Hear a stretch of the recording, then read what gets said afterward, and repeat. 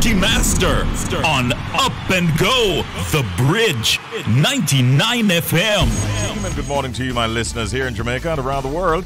We are at day number 20 when last I checked. And it is the month of October, a beautiful month, a rainy month in many parts of the island. And you get that from our reporters. And we know that, May and October, they say generally, are what we call here in Jamaica the rainy months. And I think October is living up to that reputation. Seems like a fairly busy Wednesday morning at the early hour because on my way down we saw much more in terms of traffic than we would normally see. We hope that all of these motorists out there will do the right thing, drive carefully, follow the road code so that you will arrive alive. I want to be talking some politics this morning. I have some good friends in the People's National Party. I do have some very good friends in the Jamaica Labour Party. So every year they do this. You know, they call me up, hey, you going to conference? And on the day of conference, you get a call, are you at conference? No, I'm not at conference and I'm not going to conference, but I did tap into the energy of the PNP conference, and I usually do the same for the JLP conference, especially as it relates to the presentation from the leader. And this morning at 7 o'clock, I'm going to be talking to the General Secretary of the People's National Party, looking back at Conference 2021 and some of the issues that they're handling and will handle going forward into the future as far as the PNP is concerned. We also have, of course, at 8 o'clock this morning, our Real Estate Today feature. And today another interesting topic will be coming your way inside of Real Estate Today at 8 o'clock, courtesy of Howard Johnson Realty Limited. And let me tell you, from now that today's topic will in fact be commercial real estate, finding the right location for your business. How does that sound? Quite interesting to me. Time now for headlines across the bridge. And we take a look at today's Jamaica Gleaner. Mayor slammed for Vax preference as Manchester eyes ambassadors. A Manchester councillor has taken Mayor Donovan Mitchell to task for expressing preference for a particular brand of COVID-19 vaccine as the parish struggles to get residents to bump up the vaccination rate, which hovered around 11.19% up to last week. Up to last Wednesday, 22,139 residents were fully jabbed, with 20,371 people getting their full course of the double-dose vaccines, while another 1,768 had received a single-dose jab. Some 35,343 people had also taken their first dose shots at sites across the parish and were awaiting their second doses. Speaking at a recent local Board of Health meeting at the Manchester Municipal Corporation, Medical Officer of Health Dr. Nadine Williams said an even greater push will have to be made to increase vaccination take-up as the parish targets getting 65% of its residents vaccinated. In the Jamaica Observer, we see a story, Golding defends $12,000 national minimum wage. And opposition leader Mark Golding yesterday issued a strong defense of his proposal for a $12,000 per week national minimum wage, saying that the increase would help to address some of the issues of poverty facing the country. There has not been a wage adjustment at the very bottom of the scale for over 3 years, and since then, there has been significant price increases, Golding said at a news conference called a day after the People's National Party PNP concluded their 83rd annual conference. The current minimum wage is $7,000 per week, and it was set back in 2018. Asked whether the proposed figure would not seriously affect those employers whose salaries cannot meet that level of increase at this time, Golding responded, "As I said in my address, I did my own little survey of comparing an invoice for a list of basic food items from the same wholesaler, a reputable wholesaler, in April and again in August, and the increase was just under 15%. Now, as far as I'm concerned, the minimum wage must bear some resemblance to the actual cost of living, and I believe that it is beneficial to the country for families headed by persons who are now earning a wage that is significantly less than the cost to live, even at the most basic level, and where wages are really reinforcing poverty in the country." So yes, he said, I believe that there may be some employers who might not be able to employ somebody for a 5-day week at that rate, but then If they can employ somebody for 4 or 3 days, then that person is free to do other things on those other 2 days, he continued. And now we go further afield into the Caribbean region. And here we have a story. The OAS says Guatemala has signed agreement for the General Assembly. The Organization of American States, the OAS, and the government of Guatemala on Monday signed an agreement for the holding of the 51st General Assembly, which will take place virtually between November 10 and 12 this year.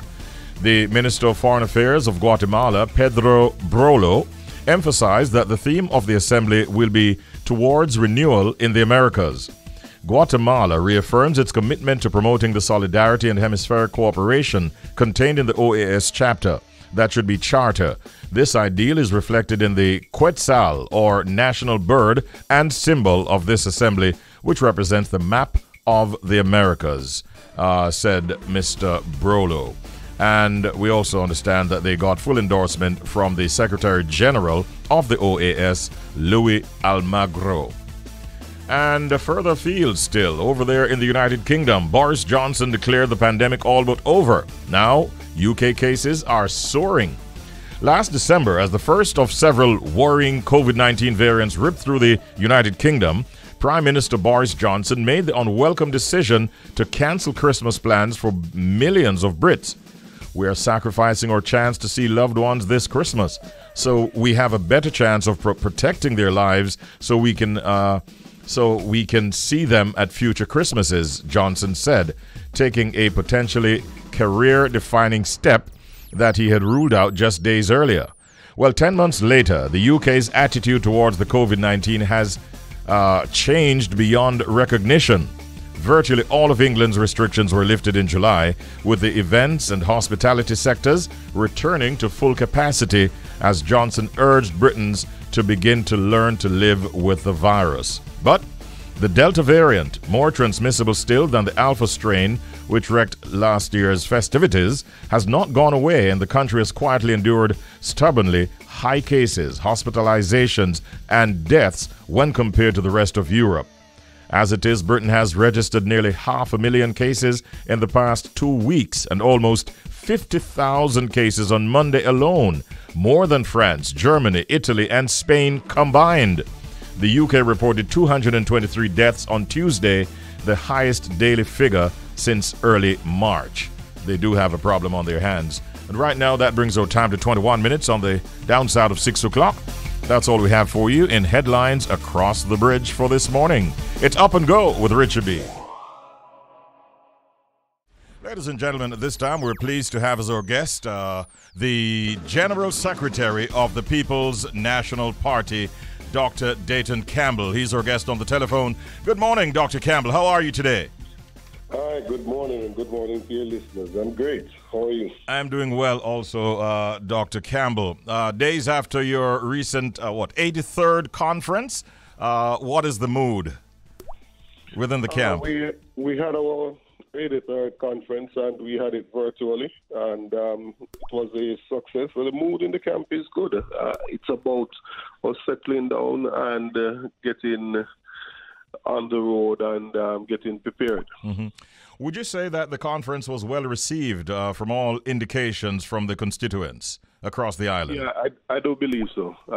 It's a first edition, as I was saying earlier. It is the first time we have tried a virtual conference, clearly because of the COVID reality. And there would have been some challenges along the way, but overall it was well received, and I think it was a successful conference. Mm-hmm.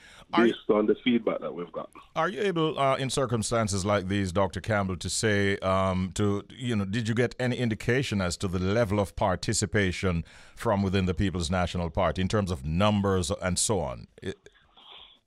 Yes, we do know that. So we have roughly about 3,000 delegates. Yes. And we had a participation over the 2 days. We would have had about 2,000 persons on. Okay. And that is And then, satisfactory. of course, the public session, which was available to the public and on television, so that would have gone to way more persons. I actually saw quite a bit of the public session. In fact, we also saw where the leader, Mark Golding, made a proposal which is still being discussed heavily. That is the proposal in relation to the increase in the minimum wage to $12,000. Speaking days after the conference, are you still sticking with that recommendation? Very much so. The issue is that persons are finding it very difficult, and we believe that the minimum wage ought to be something that is revised annually, and it is supposed to be something that an individual is supposed to be able to live from and be able to take care of their families. So it is something that we are committed to. And it is one that we are recommending to the government that they should move the minimum wage to $12,000. I mean, Mr. Shaw had promised a few years ago that the minimum wage would have been increased to $5,000 for the year. We're nowhere close to that. I see on social media where some people are saying, well, persons are losing jobs and the employers are in some instances might find it difficult to sort of accommodate that level of increase. What would you say to those persons? There are some employers who are finding it difficult based on the challenges that they're experiencing. There are others who are finding it good. Some businesses have pivoted and are doing very well. The truth, though, is that the minimum wage really is supposed to be a floor and not a ceiling. So we are encouraging persons who are able to pay their workers more to do so during this time. If persons are thinking that it is difficult on those businesses, I want them to just lend their minds to think how difficult it is for those families who survive on that salary based on the increase in the cost of basic food items, which seems to be going up astronomically. Yeah. Let me tarry on the conference a little bit longer with you, Dr. Campbell. Mr. Golding had said that anti-corruption agencies are not holding persons who breach public sector laws accountable. Do you know what agencies in particular were being referenced in that statement? It's a statement that was made really looking at all the agencies. If you really look at it, what seems to happen in Jamaica now is that there is some level of impropriety and there is outrage from the society, and then within a few days it dies down and people just carry on as they were before. If you look at the Airports Authority, the board members have still not even tendered a resignation. They're still in place. If you're looking at the issue with Petrojam, last year we had an issue with a gentleman, and recently he was being put forward as the managing director for TPDCO. So it seems to be as if there is absolutely no redress for persons whenever there is misappropriation of funds or any impropriety within the government agencies, and the integrity and the oversight bodies that are within place have to have some teeth and have to be able to take some action. And so far, other than the CMU matter, which is before the court, everything else has been a 9-day wonder. Okay, final one on the conference. We saw where former leaders P.J. Patterson and Peter Phillips gave addresses, but there was not an address per se by former leader Portia Simpson Miller. Can you say why that was so? We were unable to get a recorded clip from her that we would have shared similarly like how we did for the others. And because we're unable to do that, we decided that it was not appropriate to go forward without something from her. So went back to a previous clip of from a prayer conference and shared that from her. But she is very much still a comrade and still very popular, and I think a lot of persons were really looking forward to hearing from her because of how popular and how loved she is. And we continue to wish her well, and as she enjoys her retirement. All right, so she's well and in good spirits. She is in good spirits, yes. All right, wonderful. Having looked inwardly now, let's look outwardly. Let's get your comment on your thoughts, really, on the crime rate in the country, including the most recent situations in St. Thomas and in Montego Bay. And how do you feel in terms of what the government is doing to suppress crime? We're having some very bizarre crimes taking place, and we are expecting a little bit more from the Ministry of National Security in terms of their approach to some of these issues. If you really look at it, recently we've had a child who was sleeping and was killed whilst she slept. We've had persons being abducted, and now we are having cultish behavior within church and human sacrifice. It speaks to a certain level of behavior within the society that persons need some form of mental support. And I think that the crime fighting strategies that we're currently employing, we need softer measures that are going to seek to incorporate the community into what is being done by the police force and get some level of collaboration between the two, and measures that will seek to prevent some of these issues from even taking place. And so I'm not trying to put everything at the feet of the government, because I think that the COVID situation clearly has had a negative impact on the mental health of a lot of persons within the population. And I think the Minister of Health would have reported on that mental illnesses are on the rise. But I just believe that there needs to be greater support for some of the vulnerable members within our society. And certainly some of them are finding it difficult to even feed themselves and their families, and therefore they become easily led astray. I have to ask Dr. Campbell, because photographs have been published recently with the Minister of Religion, if we could refer to him as such, in Montego Bay, in the company of members of the PNP as well as members of the JLP. To the best of your knowledge, was he a supporter or even contributor to the People's National Party? He wasn't, and to be frank, when I look at the photographs, I don't think it is the same individual. The individual that is photographed with our beloved Portia Simpson Miller and others is an individual that is bald-headed and doesn't wear a beard. The pastor seems to be of a different appearance, wearing both a beard and having hair on his head. So I don't think it is the same person. I think it is mischief that is afoot in this. And to be frank, I mean, as public officials, you know, you're going to be out there and individuals are going to approach you and ask for a photo. It doesn't mean that you condone their behavior, that you even know what their behavior is. I mean, just going about your business, you're going to come across individuals. Somebody like Portia Simpson Miller, who is so well loved and so charismatic. You're going to have a lot of individuals that she's going to be photographed with, some that she doesn't even know, majority. And so I would ask persons to allow her to enjoy her retirement and not to seek to sully her reputation. I think they have done enough damage to her while she was here with some of the denigration and disrespectful things that were said about her. And I think now that she has retired from the political landscape, I think persons can give her a break and not seek to tarnish her reputation in such a way. Okay. I want to ask you now to give us a comment in relation to the matter relating to Portmore.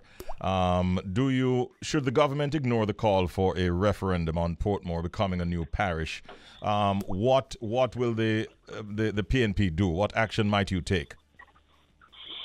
Well, I mean, we hope that good sense will prevail. The fact of the matter is that, the government is going against about 300 years of history in that we have been decreasing parishes in Jamaica, not adding parishes. There was a time when we had way more parishes than we do now, and the decision was taken to decrease the numbers because of the things that you need. In order for you to have a parish, you need to have a parish court. There are several matters that are dealt with within a parish court. You need to have a hospital, you need to have a market, and several other things. The government really wants to make Portmore a parish because if you look at St. Catherine politically, if you remove Portmore out of St. Catherine, then it becomes very more likely for the Labour Party to be able to win the parish of St. Catherine in the local government election. And we think that that is what is at play. It's just politics, because if they are serious about making Portmore into a parish, then they need to invest in putting in the things in place to ensure that when it becomes a parish, it is not done in a way that they are a parish in name, but not in deed. The people of Portmore are also fortunate at this point in time to have direct election of their mayor. Once you turn it into a parish, that will cease to exist, because what will happen now is that that mayor will be elected as the others in the country are, where it will be a councillor for a division from the side with the majority of divisional seats that will become the mayor. And so we don't think that there is any benefit to the people. It would be better, and we have done polling and other things in there to inform our position as well. And we think that what is really needed in Portmore is a development of the infrastructure, is employment opportunity, especially for the younger persons. A hospital is needed. And as I said, if they want to make it a parish, then they're going to have to put in the necessary infrastructure in place prior to it becoming a parish. All right. If they want to get your support from the PNP side. Correct. Right. Any word on the election of a chairperson? We will have our National Executive Council on the 30th of October, at which time we will have a new chairperson for the party. The post became vacant based on the resignation of the former chairman, Philip Baldwell, a few months ago. And I think you have two persons who have expressed an interest thus far, Comrade Dr. Angela Brownberg and the acting chairman, Comrade Horace Daly. So we anticipate that they will go out there and they will get the message across to the delegates of the NEC. It's a very small listing of persons, just over 300. And so we anticipate that that campaign will go ahead in earnest, and that in about a week and a half time we'll be able to have a new chairman in place. Okay. We're out of time, but I have to ask before you go, Dr. Campbell, has the party given much thought to who might be selected to become a national hero? We saw where Michael Manley's name was put forward again recently, and they developed a lot of traction, as well as others. Has the party given much thought to that? You know, to us, that Michael Manley is already a national hero as far as we are concerned. And I think that view is shared by a lot of persons within the society based on the tremendous impact that he had on this country, and his legacy lives on even to this very day. So there are some individuals who are worthy, in my opinion, of such an honor. So it is something that we haven't per se been very involved in, but certainly there are persons that would be deserving of our support. All right. Dr. Campbell, always a pleasure talking with you. All the best to you. Have a good day. Thank you, and all the best to you as well. All right, much appreciated. A chat there with the General Secretary of the People's National Party, and we got as much as we could in the time allotted. In fact, we went over time, and we thank him for his kind accommodations. As usual, 16 and a half minutes on the downside of 7 o'clock. This is Up and Go. We've been telling you at this time we're going to be talking to a health professional. She is, in fact, the program coordinator at the WHO PAHO Collaboration Center at the UWI Mona. and she is indeed a mental health professional. Her name is Dr. Monique Lynch, and we're pleased to have her as our guest at this time. Good morning, Dr. Lynch. Good morning. Thank you for having me. I'm very pleased that you could join us at this early hour. How's your morning so far, Doc? It is going good. Thank you for asking. How about you? So far, so good as well. I want to start this morning by asking you to describe mental illness for us. Okay, so mental illness is a diagnosed disorder that affects the way people think, the way people feel, and the way they think. The way people think? The phone was cracking up a while ago. Please repeat. The way people think, the way people feel, and the way people behave. Okay. Now, we're living in a pandemic, and we understand that there's an increase in mental illness cases across Jamaica. Are you seeing that, and is that a fact? Well, according to the data that was released by Ministry of Health and Wellness for 2020, there's actually a decrease in the reported cases. But because of our culture, we know that there are cases out there that have not been reported, and that's where most of the work comes from. Mm-hmm. Because of our culture, we won't, and because of how we are social beings, and because of this pandemic, most of us would have been locked down. We don't know how to deal with the stress. And because of the stigma and the discrimination that is meted out to mental health and mental illness, a lot of persons will not reach out. Mm-hmm. So the view that there are more cases of mental illness being, showing up, it's not actually a fact. No, not a fact. According to the data, we have received more calls to the emergency services at 24/7 toll-free line, but in terms of cases, we have seen a reduction. A reduction is what you said. All right. The phone just cracked, but I think I heard the word. We're seeing a reduction. That's what you said, right, Doc? Yes, we're seeing a reduction. Okay. Now, let me ask you, Doc, what are some of the things that we should be doing in this climate to avoid mental breakdown?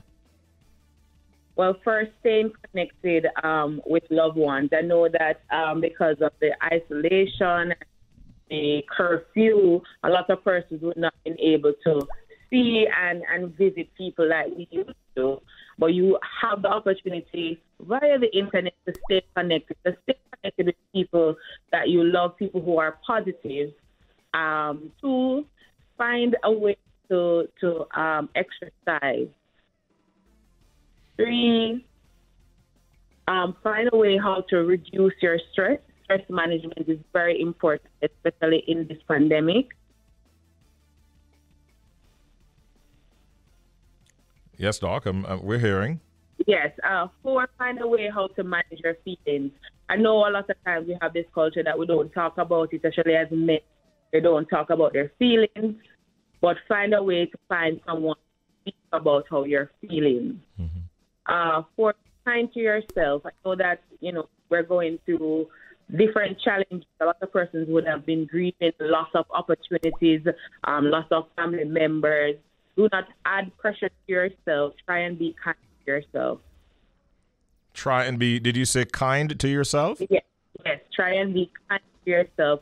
A lot of persons are beating themselves because of this. They should have done this. They should have done that. Be kind to yourself. Those are very helpful tips that Dr. Monique Lynch has put forward. We thank you for those.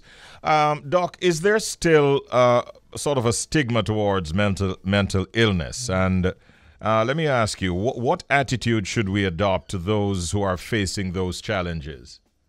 Yes, there's a stigma towards mental health and mental illness. First, it is very important to note that there are two different things. So while everyone has a mental health, just like how everyone has a physical health, not everyone experiences a mental illness. So there are two separate things. Now, how we should look at mental health is just like how you look at our physical health. that from time to time you will experience the flu, will experience the cold. As for your mental health, from time to time you will have issues, which does not indicate that you have a mental illness. Now, as it relates to persons with mental illness, there's very a thin line between sane and insane, and it can take one situation such as this COVID pandemic to push someone over the edge from sane to insane. So we ought to look at persons with mental illness just the same as we look at everyone else, because we don't discriminate against persons with diabetes or hypertension. It's a disease, it's not the person, so we have to approach it as if the person is yourself. Mm-hmm. Mm-hmm. They are able to contribute just the same to nation building if given the chance. They can take their medications and be a part of society without anyone knowing that anything is wrong with them. So we have to approach it with care. Like, this is somebody, it could be a family member, it could be a best friend, it could be a stranger. They are yourself, because you don't know what will happen to you if a situation should happen and you tip over the line. Mm-hmm. Talk to us a little bit about the programs that are available for rehabilitation and so on for persons who might be challenged with mental illness. Okay, so we have a few resources. First, the Ministry of Health, they have a 24/7 hotline, which is 888-NEW-LIFE, and that's 888-639-5433, and that is available 24/7. There's also the Bellevue Hospital, in which they also have a support group that meets on, I think, the second and fourth Saturdays. You have the JAMHAN, which is the Jamaica Mental Health Advocacy Network. They also have support groups on Saturdays. You have Family Life Ministries, that they have a very strong suicide support department. You also have the Think Mental Health JA. They have a support group on first and third Saturdays. And there is the Rise Life Management Services, the University Hospital of the West Indies. You have the Counseling Center. You have a lot of places available for persons if they are having challenges with their mental health or they've been diagnosed with mental illness. Mm-hmm. And would you go as far as saying delay is dangerous, so once you see any sign whatsoever, then you should try to seek help, eh? Yes. All right. Did you say the number was 888-639-5433? Yes. Okay, that is correct. Any parting shot you want to leave with us this morning, Dr. Lynch? Take the time in this pandemic to redefine who we are. We realize that life is very unexpected. So we should approach each day with gratitude and meaningful. Make every day count. Things will always come up that will disappoint us, that will set us off our original track, but we have to learn to adapt to changes and make another move. All right. Thank you so much. Really wonderful talking with you this morning. Thanks for all the information that you shared, and go on to having a wonderful day. Thank you, Dr. Lynch. You're welcome. Thank you. All right. Our pleasure. Chat there with Dr. Monique Lynch, mental health professional and program coordinator at the WHO PAHO Collaboration Center at the UWI Mona. And we looked at the whole matter of mental illness this morning with her. Thanks once again, Dr. Lynch. 5 now before the hour of 9 o'clock. By the way, Celine Dion is a little bit under the weather. Don't know if you heard that. She's actually heartbroken because her tour, in fact, not her tour, but her residency in Las Vegas has to be put on hold because she's been suffering from some muscle spasms. And it is now delaying the opening of her new Las Vegas show. And they're canceling dates in November and beyond. As a matter of fact, due to this, she says, I'm heartbroken by this, but I have to take time. My team and I have been working on our new show for the past 8 months, and not to be able to open this November saddens me beyond words, is what she put out in a statement. We're also getting news of another cancellation, by the way, that we'd like to share with you, and this has to do now with The Weeknd. The Weeknd has canceled his world tour. Yeah, he has canceled his world tour, and they're busy refunding tickets for their already postponed world tour, telling fans that he wants to invest, as he puts it, in something bigger rather than move forward with the planned shows. So he wants to wait until they can go into stadiums, some people say stadia, and he wants to then continue with his after-hours show. And so all of the dates for January 14 and 15 in Vancouver, those have been canceled. Edmonton, Winnipeg, Toronto, Montreal, the United States, and Europe. You know he's very, very popular, right? Yeah, The Weeknd. You know what his correct name is? Have you ever wondered what The Weeknd's correct name is? Yeah, he does have a name apart from The Weeknd. It's Abel, spelled A-B-E-L, Tesfaye, T-E-S-F-A-Y-E. That is his correct name. And you know, he recently scored a big success when his song Blinding Lights, you know the song, right? That became the longest charting Billboard Hot 100 song ever.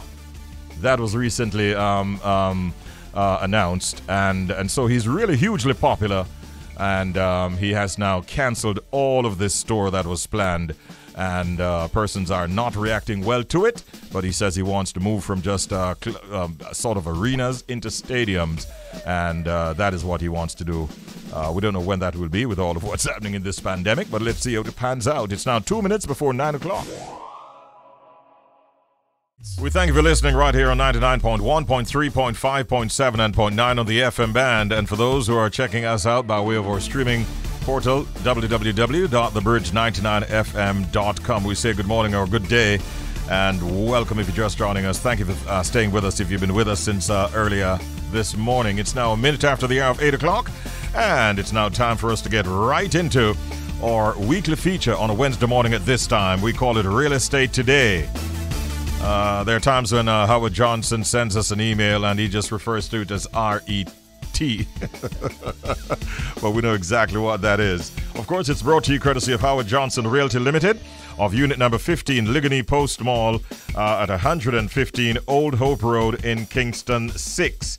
And we are very, very happy to have this feature on with us this morning. The topic for discussion, as we have been telling you all morning, is commercial real estate. Finding the right location for your business. So before I introduce my guests, I want to tell you that in fact choosing the right location for your business is one of the most important decisions you can make as a business owner. This means understanding the right qualities to look for in a potential space and how they meet your business needs. Before you start shopping for your business space, there are a few factors that you should consider, and those are the things that we'll be highlighting in our discourse this morning with Howard Johnson Jr., the CEO at Howard Johnson Realty Limited, who is in the studio with us. Morning, Howard. Good morning, Jody, everybody. Good morning, good morning, good morning. And welcome. If you continue to pop into the studio as often as you are, I might hand over the rest of the program to you after we sign off this segment. I'll take you from 8 to 10, yeah, for sure. Or you can close at 10. I'll go to 9:58. Okay. I wondered if you meant from 8 to 8:10. Pretty much. I figured. And we're also joined on the telephone this morning by the founder and CEO of BlueDot Insights. And we're talking about Mr. Larren Peart. Good morning, Larren. How are you doing? Good morning. Thanks for having me. All right. Great having you on the program. We understand that you're a seasoned entrepreneur and information technologist with a depth of experience in research techniques, consumer neuroscience, retail intelligence, and data mining. Did I get it right? That's what my bio says, yes. Well, this morning you're going to prove it. Let me ask you first of all, Larren, as it relates to commercial real estate, finding the right location for your business, which is our topic, what are three factors to consider when choosing the right location for one's business? So the first thing I would say is you need to understand who your target consumer is. So what is the profile of your customer? And then from that, you find out what area, geolocated area or geographic area has those customers. That's the first thing you want to be looking at. Exactly. From there, you spread out, and then you figure out from that how to get them into that location, how to attract them, how to target them, etc. Via whatever methodology. So I can give an example of that very quickly. Yes. We helped at BlueDot, we helped a pizza franchise to find their ideal location by identifying the target consumers. So they were particularly interested in school children. So we are able to tell them, give them locations that had schools within a particular radius, so a 5-mile radius. Also, we looked at bus routes that terminate within the locale of those locations. We looked at the demographic profile. We looked at crime statistics for the area. We looked at psychographic profiles. So were these constituents or individuals who live in the area, were they pizza consumers, etc., etc. So we can go very far and wide and very deep and targeted with location finding. Thank you for that, by the way. I'm still enjoying their services. All right. Have you given us 2, or is it 3 that you have given us in terms of factors to consider? I think I've given you 3. All right. But wherever you go, though, chances are you might encounter competition. How important would you say competition is in selecting a location for your business? It can be good and bad, because in some instances, the competition would have already sensitized the people in the area to that particular product or service. So that can be a plus. But also, what we do is that we can tell you all the other similar types of locations within a certain area, and map out down to the walking distance from other points of interest, or driving distance, or like I said earlier, where buses or taxis terminate, to all those other locations, and then map out the best possible location based on those factors. Very important services that for business operators. Howie, as the realtor in the discussion, I'd like to bring you in at this point. With more businesses shifting really to online sales during this pandemic, how has this affected commercial real estate in this country? Well, if I must be direct, I would say that it has created some inventory because some persons have gone online, as you just mentioned, and they are now giving up their physical space, which now meets the demands of some persons who require that physical space. So you have, you can't really do virtual extraction for dental works, etc. So they have to have office space. I hear you.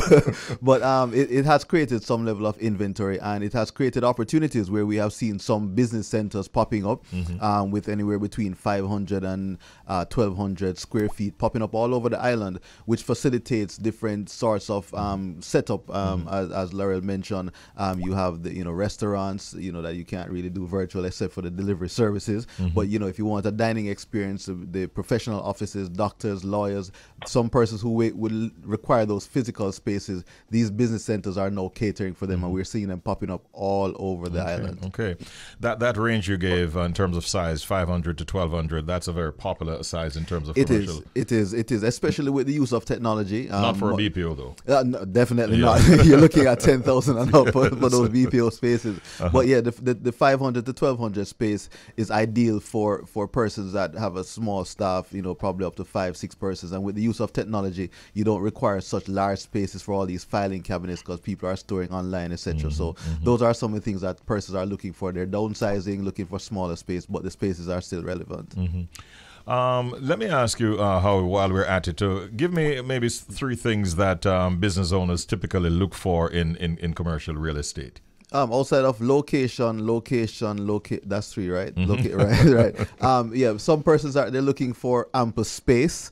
They're looking for parking facilities and ease of access to their facilities. Many times we see where persons are hampered by traffic, being on the wrong side of the road for access into their business spaces, and that creates a challenge. So when we're asked now to find commercial spaces, some of the top items are parking, accessibility, and lots of space. So we have to take that into consideration these days, and developers are meeting those demands, I must say. Fantastic. Larren, I want to ask you now, for someone who is out there having a successful business and a young entrepreneur possibly, but is now looking to relocate or to expand their business during this time, what advice would you give such a person? So definitely all the factors that Howard just mentioned.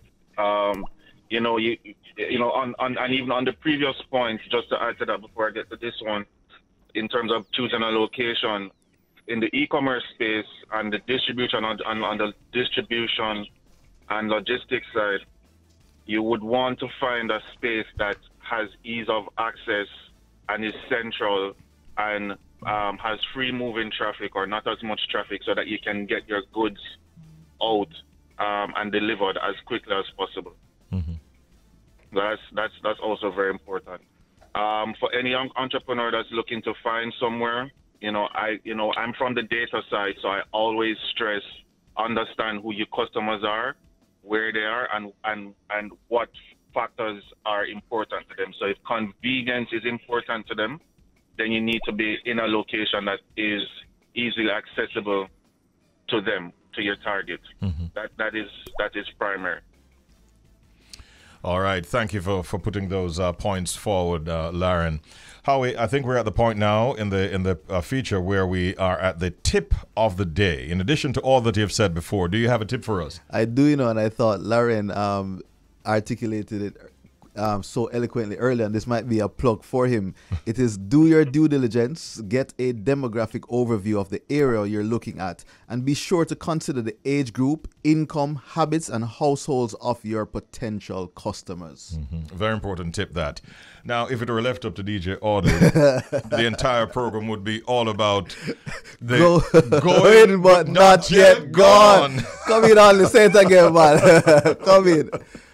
Going but not yet gone. It them out. That is what we're doing right now. Do you have a deal for us? Yes, sir. We have one that is in Discovery Bay. Really? We're welcoming you, St. Anne, that is correct. We're welcoming you to the quiet and tranquil community of Bridgewater Gardens. The lower level of a 2-story house features 2 bedrooms, 2 bathrooms, a living and dining room, and a kitchen.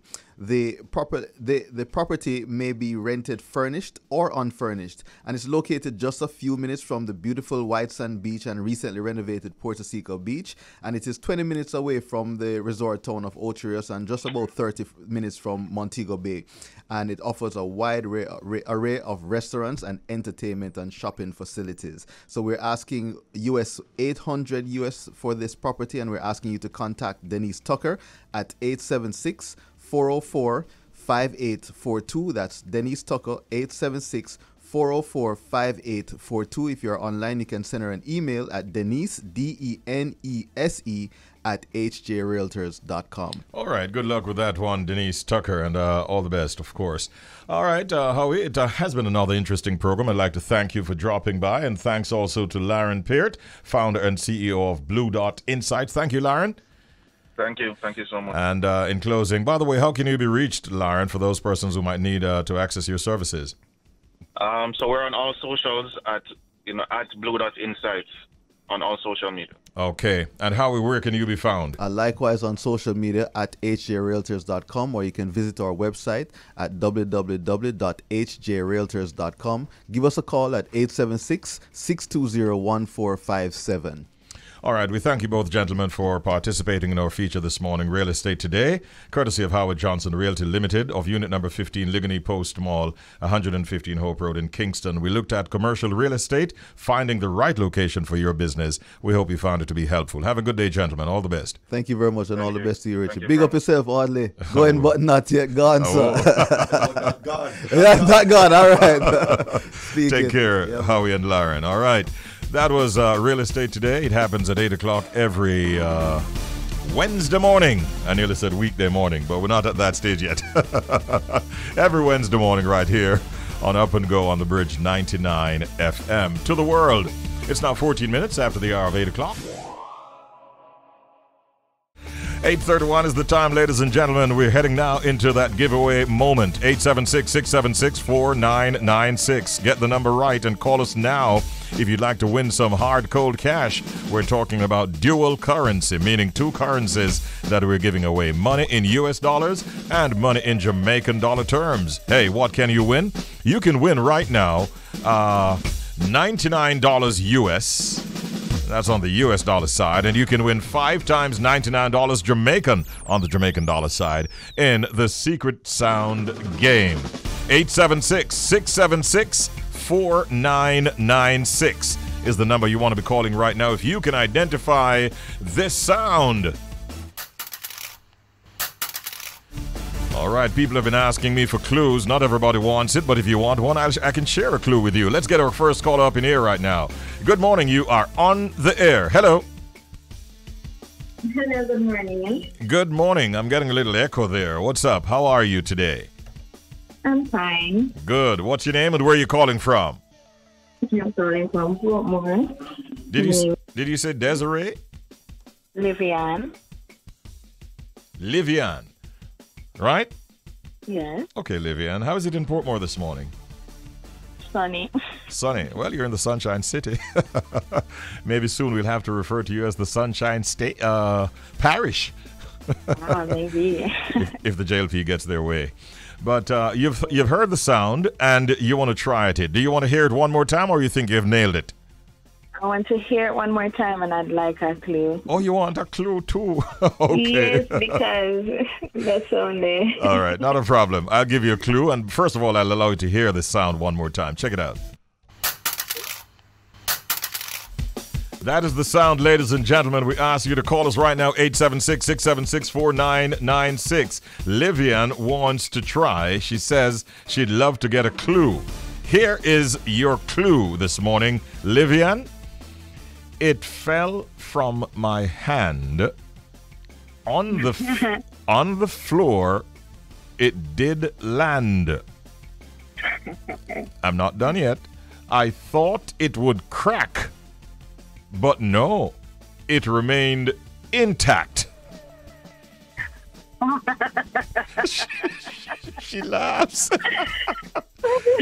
Who laughs last, laugh best. So, Livian, do you have the answer now? What is your answer? It fell from my hand to the floor. It's a remote. Is a what? The remote. Remote? Yes. Listen to the clue one more time. It fell from my hand. On the floor, it did land. I thought it would crack, but no, it remained intact. Livian. The first time I called, I said that it fell to the floor, and it was my cell phone, and you said no. Uh-huh. So, you think that every line in the clue adds up to your answer? On the floor, it fell from my hand. On the floor, it did land. I thought it would crack, but no, it remained intact. You think all of that adds up to your answer? I thought it would crack. She's working it through. Can I hear the song again? She wants to hear it one more time. Let me do it for you. Here we go. So, are you sticking with that answer? Yes, I'm sticking with the remote because even though it's not something that I would care if it broke, it just sounded like a remote. It sounds sounded like a phone to me, and you said it wasn't a phone. It must be something that you use. Livian, are you going to give us that as your final? What is your final answer? Final answer is the remote. She says it's the remote. And you know something? With $99 US and 5 times $99 Jamaican in the jackpot, you said it's a remote. You're right! Congratulations, you're a winner!